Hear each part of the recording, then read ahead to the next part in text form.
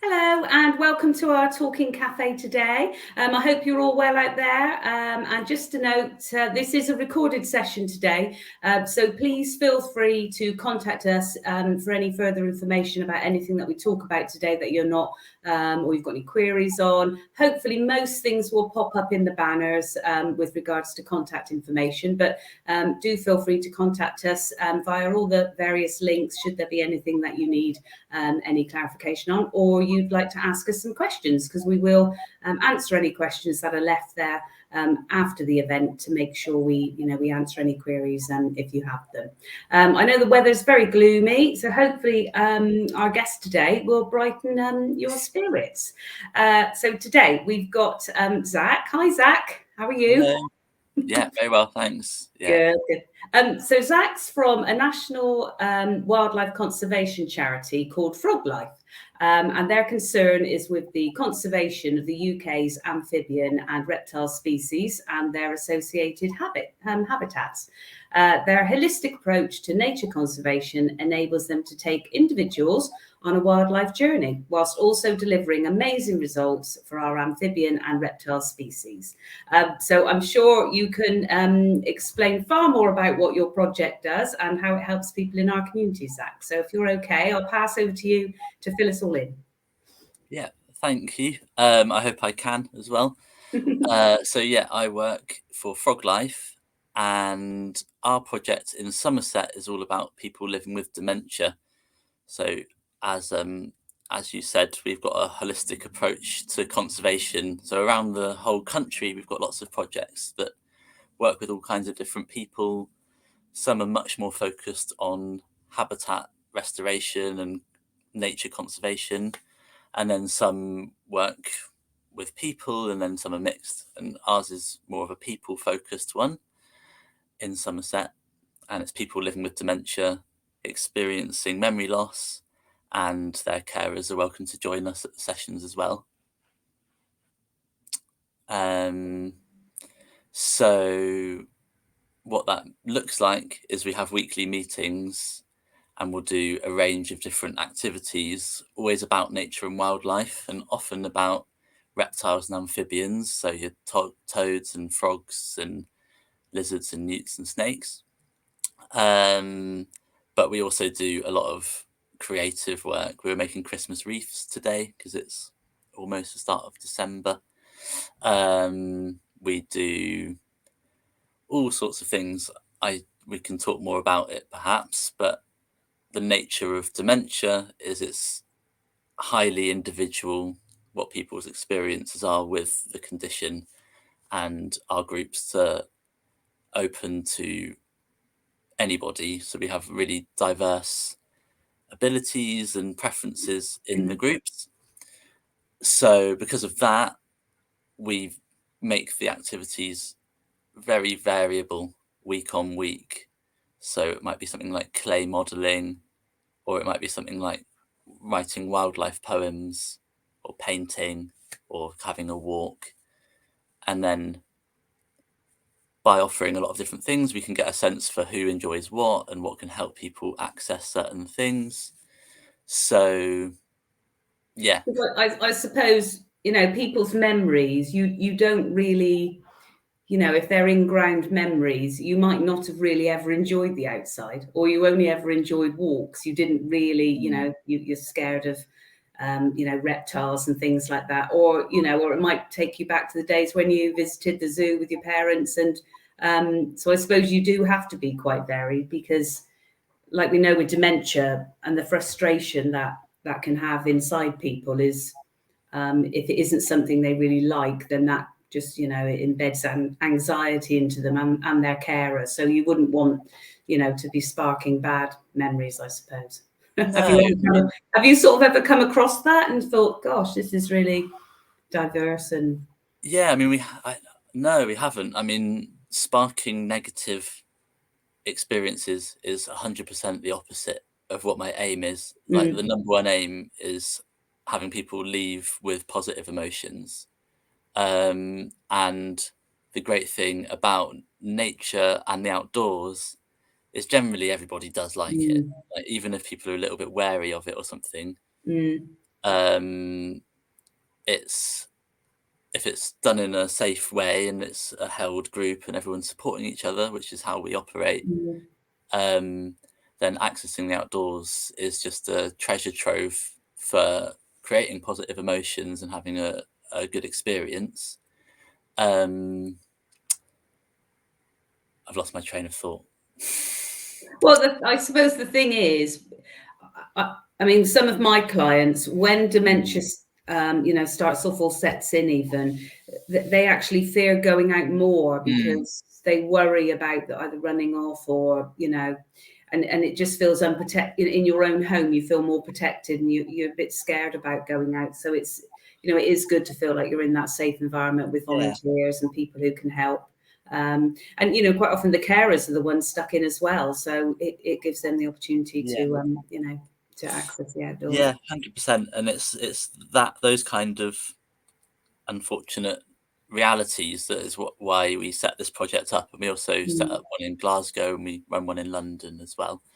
So it's there was a report in 2016 from Somerset, and that talks about really shocking statistics about how rarely people can be going outside with a dementia diagnosis, and if you're caring for someone as well, and often those things can all be intertwined and everybody's living with various health conditions, so there's all kinds of barriers to getting out and about. So that is what we in our group, positive emotions is like target number one, and the second one I'd say is removing the barriers to people going outside. So encouraging people to be able to do that and doing that week on week. You start to get to know the group, you start to get to know the area. And, all of these things are proven to have positive impacts on a lot of the symptoms that can be a challenge with dementia. So, and all of them basically, from your cognitive memory stuff and behavioral stuff and sleep and all of these things, it's been proven that if you spend time outdoors, and it can be simply just sitting outdoors and enjoying scenery, or it can be having a walk or doing something more active. All of these things are proven to help the condition, which when you think about how beneficial it is for everyone to get outside, we all know that it's nice to get outside. And with something like dementia, where it's such a holistic condition, it's affecting your whole brain, maybe in different areas, and then it affects your body. So it makes complete sense that getting outside is going to be good. That's what we do. So your weekly sessions in Somerset, do you want to tell us a bit more about where they are and how often you run and that sort of thing? Yeah, absolutely. So we are based in Frome at the moment, and I'm a small team of one. I'm supported by a few volunteers. So at the moment we're just located in and around Frome. We have weekly sessions at the moment at the Melswold Garden, so out in Mells, a little bit closer to the Mendip. So we have a few people who come in from the villages around that area. And then Tuesday and Wednesday we run sessions in Frome. And when it's summertime, we were meeting outdoors, but at the moment it's got a bit colder, so we are inside at Frome Canoe Club, which is next to the Cheese and Grain. It's nice and cozy.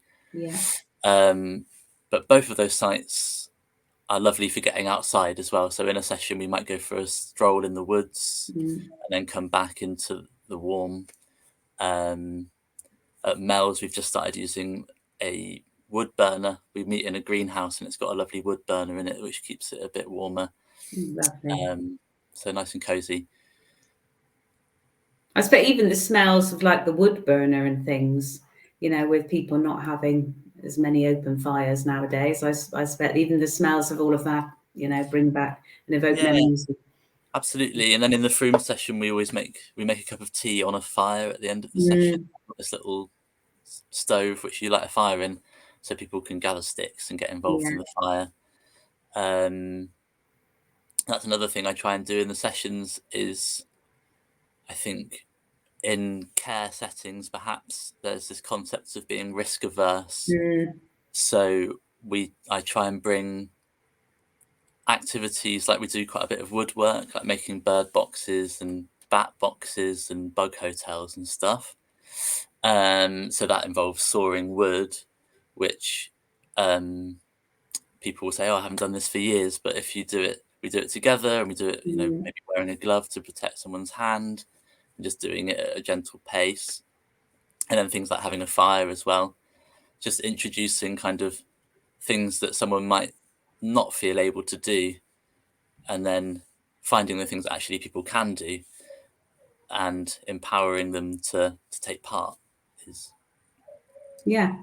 I know I had a client who used to attend a woodworking session, but then couldn't over COVID, and then it reopened. But he lost so much confidence in that time, and his wife felt like he'd really deteriorated. But he's back going again now, and she said the change just in him attending only the last sort of 3 sessions, it's brought him straight back up again. So you sort of feel like you're losing hope, and then you don't. There is still always time to try new things, I suppose, isn't there? And not give up that they're getting, worse because you're just staying in and not doing anything different to sort of, spark the brain going again, I suppose, making it work. Yeah, 100%.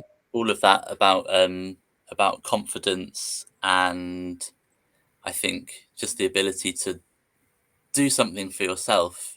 Like that, we have some people come with a carer to our sessions, but a lot of people come independently or get dropped off or walk down.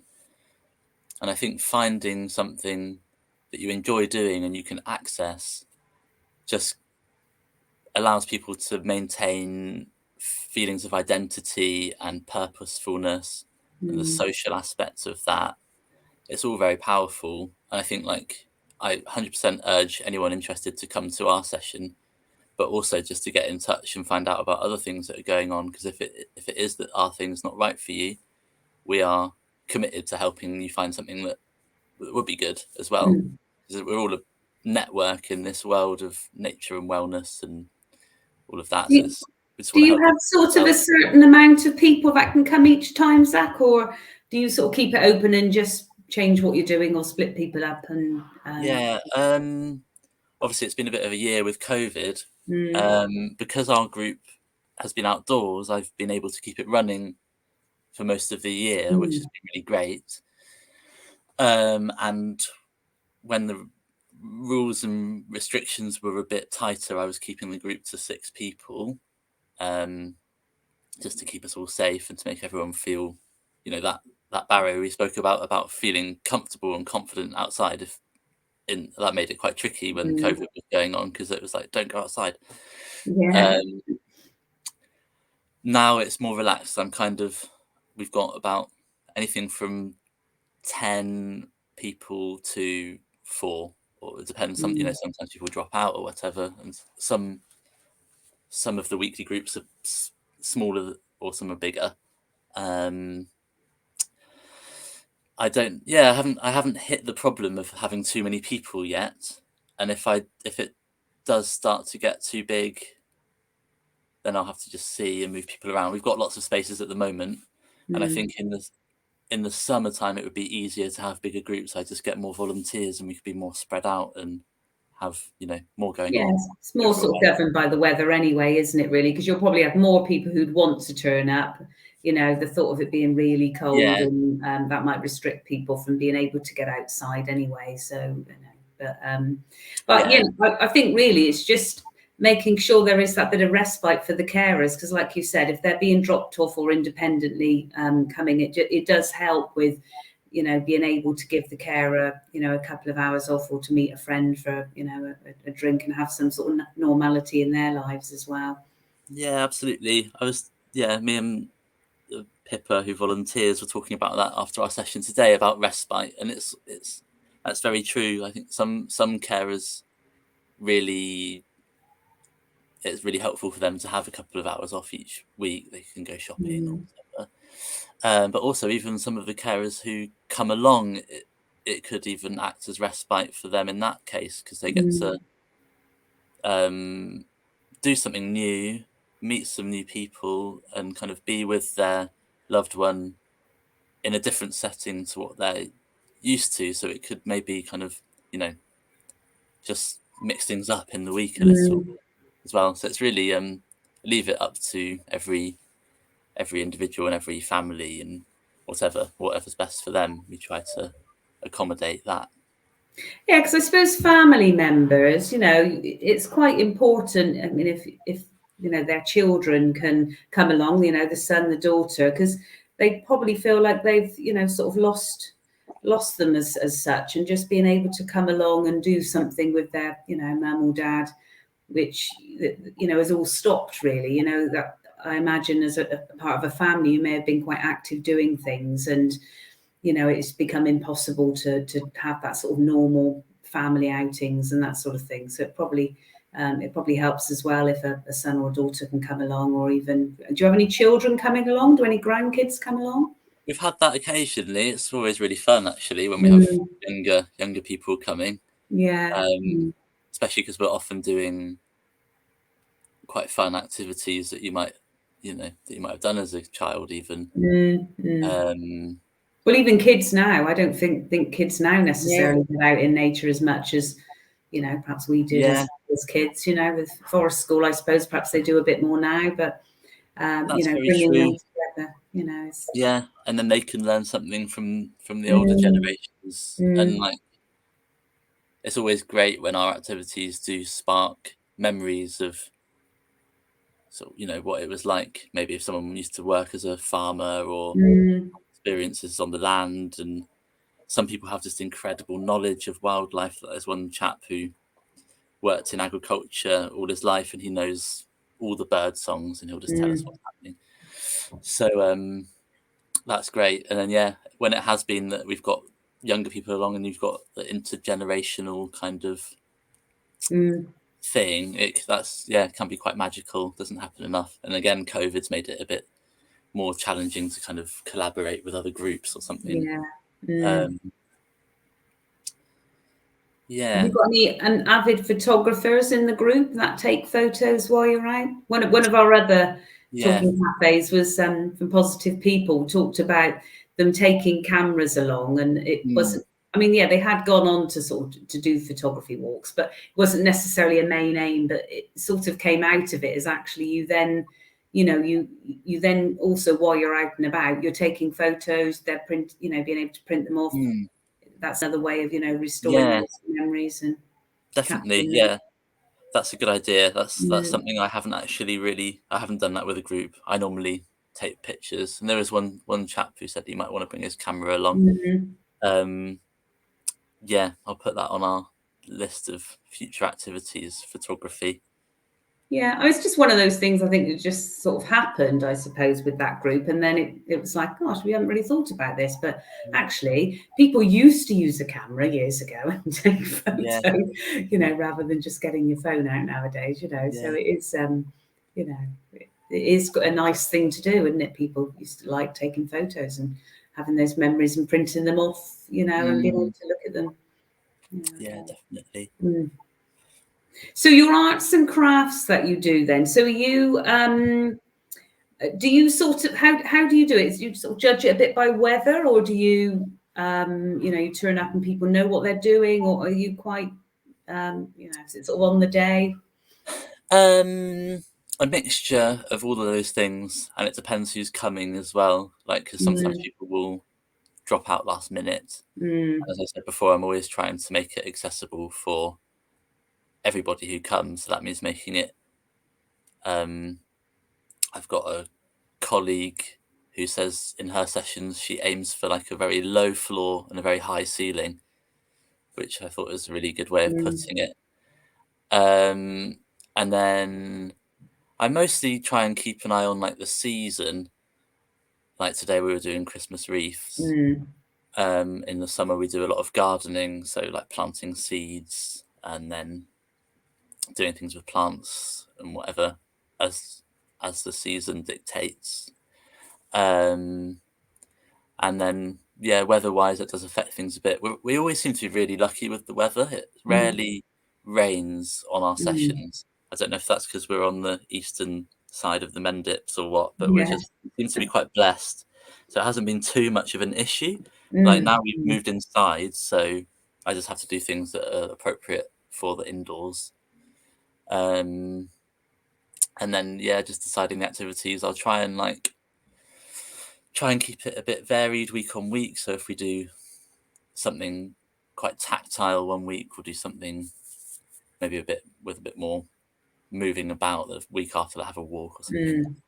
And then people are welcome to bring their own activities or suggest things as well.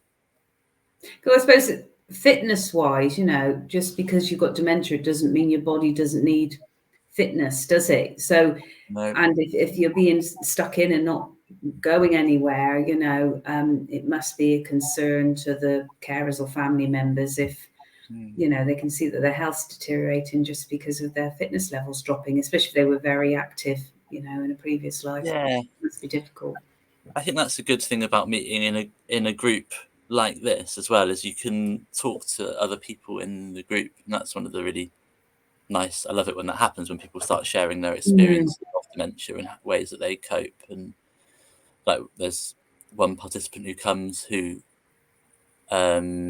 he walks a lot. Like he clearly has dementia, and it may be to an extent that someone might say, hey, you shouldn't be out and about because his communication isn't fantastic. But he knows where he's going. He walks his dogs sort of all the time, and it's really inspiring to see. So I think not that there's a right way and a wrong way of doing anything. It's up to people to find their own what's right for them. But yeah, I think when it's a lack of confidence, or it's fear or worry about something happening, then that's when it's maybe a shame. People don't feel able to go outside if those things are coming up, and then maybe it's more of an issue that society needs to look at more than the individuals. If we've got to a point when our elders are not being fully supported to live their best lives, even if they get a diagnosis of a condition like dementia, then that's everybody else's fault. It's not the fault of the person with dementia or their family. So yeah, I think there's a lot. I suppose it's just that difficulty of them when they are out and about by themselves. Are they safe enough? Do they realise how long they've been out? If they are walking dogs, then like you said, they probably will just be so set in their routine. They'll do the circuit and they'll be home, and that's what they've always done. They will, be able to hold on to that for a long time. But it is probably more society or family members stopping them from carrying on. And yeah, I think it's just important to find what works for you and find ways of little strategies for in whatever situation it is or whatever you want to do. Finding ways to enable someone to do the most that they can, rather than second guessing and maybe restricting certain things because of a risk of what might happen. But definitely paying attention to the risks. I'm not saying that we shouldn't worry about risks. And just finding a way around it, isn't there, I suppose? Yeah. And having those conversations with other carers when they're at the sessions, they can say, I do this, it all works, why don't you join us? We'll try and do it together. I suppose you've got that connection then with making it seem it's okay to do that. They do it, it all seems to be okay. Maybe we'll try it. And, it is just having that support, isn't it? Instead of absolutely. being Yeah, and then if someone wants to come outside more, and it would help if there's a group of like-minded people going outside together, then that's what our group's all about. Yeah, definitely. Well, it'd be really good if we can definitely, pass some of our clients on to you, Zach. And, we've got your. Is it best to email you direct, or do you have a referral form? How do you normally sort of expect referrals to come through? Best thing, is for someone to call me or email me. It can be, I have people from, it can be village agents calling me at first and then putting me in touch with with the individuals, Mm. or it can be people, just individuals call me, or people from the NHS. I get some referrals from there as well. Just email or phone is best, really. We don't have any referral forms. No. And the same if anyone wants to volunteer as well. I do have support from some really great volunteers at the moment, but it's always useful to have more people. So get in touch if you're interested in getting involved at all. That'd be great. And I suppose even volunteers from slightly outside of the Frome or Mells sort of area as well. So if you can then try and spread into different areas of Mendip would be good. Well, different areas of Somerset really, but Yeah, build fingers crossed somewhere. we can do that in future. So yeah, do get in touch. Even if you're super far away, it'd be interesting to hear from you within Somerset, and then we can see what happens down the line. Brilliant. No, well, it sounds really good. And, I know you've already had a few referrals, like you said, from village agents. We do hope that all continues to build really throughout. I know, like you said, winter may be a little bit quieter, but with inside activities, hopefully not. People will continue to come out and access all the services and all the sessions. Yeah. So, and the transport, yeah, because if you have people who sort of drop out last minute, that must be quite difficult for your transport. Do you have a cut-off point, or do you? I have just been I just use taxis mostly at the moment, or some volunteer drivers as well. There's a great network through with volunteer drivers I use sometimes. Not too bad then. So it doesn't matter too much. Then you can just sort of organise it. Yeah, I just try and catch up with people on the day, and normally, people know. Yeah, and they Hours would before say they're if they're not coming. So, no, we're very flexible, and yeah, people come in all different ways. Some people walk, some people get a lift with other participants, some people get a taxi down, which the project covers. Again, it's just taking away more barriers if we can. Yeah, because that's what we struggle with sometimes is, they've relinquished the car and things like that, and then their partner doesn't drive, and then we have people who are stuck in because of that and don't really want to access public transport and on a door-to-door service. So it's really good to know, Zach, that you can actually put on a taxi if all else fails, then at least there is some way of getting them to. But I suppose once they build those friendships and relationships, it could be that they can share lifts and yeah, it works like that sometimes. Brilliant. Okay. Well, I don't know if there's anything else you needed to share about it. Really, we've sort of gone through where it, everything runs and the support that you can offer for carers and the clients that are visiting. So, is there anything else you feel that we need to address or talk about? No, I don't think so. No. What about your funding? Because obviously you're providing all of this for free. How do you foresee it being sustainable, and how presumably you must have accessed some sort of community funds or whatever in the past for running this. Yeah. So originally the project was funded by Somerset Council. They provided the first funding for the first 3 years. We're now in year 3, and in that year we've fundraised a little bit more to top us up in that year, from Somerset Community Foundation and from the Hospital Saturday Fund. I'm trying to get all of these right. And we also got some funding from the Nineveh Trust, which is like charitable foundation. I think we've done all our fundraising for the 3rd year, and we're currently fundraising for year 4 and 5 and beyond. So mostly from charitable giving organisations getting grants and things. But I